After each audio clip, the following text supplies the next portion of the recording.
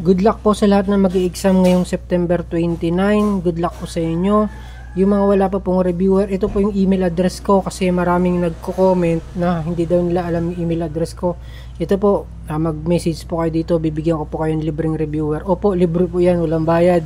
May nag-comment po dyan na may bayad daw po yung reviewer ko. Wala po, libre po yan. Mag-message lang kayo dito sa email address ko na yan.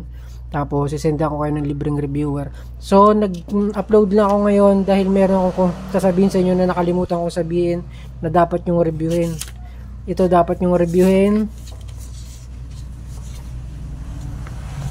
Yan, nababasa nyo ba? Paborito yan ni PRC.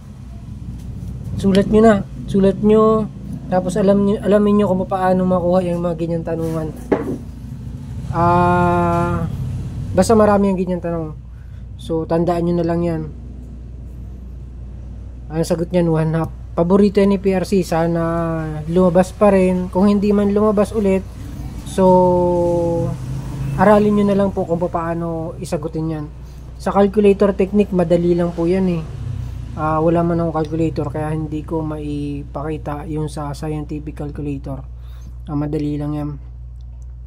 So, sumunod po ito. Yan po. Naaral nyo na po yan.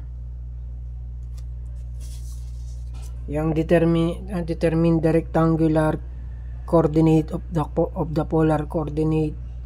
Ba't ganyan yung tanong? Basta ang determine the rectangular, ganyan. Basta yung may 10 tapos 120 degree. Lumalabas yan. Hindi ko alam kung tama yung nakopya kong question. Kasi pinasa lang sa akin yung through text. Yan. Aralin nyo yan. So, meron akong calculator technique, naka PDF. Bigyan ko din kayo. So, kung gusto nyo, email nyo lang rin ako doon sa email address ko na yan. So, good luck po sa inyo sa linggo. Lahat naman po ng pwedeng lumabas sa exam, nasabi ko na doon sa ibang video ko, yung mga posible na lumabas at lalabas ulit. So, hindi man yung ganun-ganon yung lumabas, at least alam nyo po yung mga re-reviewin nyo. Kasi ako nun, hindi ko talaga alam ko paano yung re-reviewin ko. Baka yung may bago pala ang nanonood sa YouTube ko, baka hindi nyo po alam. Panoorin nyo po yung ibang video ko, malalaman nyo po kung bakit hindi po ako nag-tutorial. Hindi po ako marunong sa math. Ano lang po ako, unit earner. At binigay sa akin po ni PRC ay math major. Ito pa, meron pa po isa. Basa ba? Yan, evaluate. Yan, yung ganyang tanungan. Dapat alam nyo po sagutin yan. Meron po yan. Nakalimutan ko sabihin sa ibang video ko. Tapos panoorin nyo na lang po yung ibang video ko. Marami po doon na posibleng lumabas ulit. Hindi man ako marunong mag-vlog, hindi ako magaling sa math.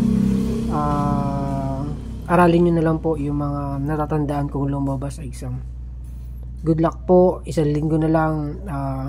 Ako kasi self-review, kaya ang ginawa ko parang 2 weeks before the exam ako nagpuspusang mag-review. Pero habol pa rin siguro yan, 1 week. Kaya pa rin siguro, basta aralin nyo yung calculator technique. Pang save ng oras yun eh.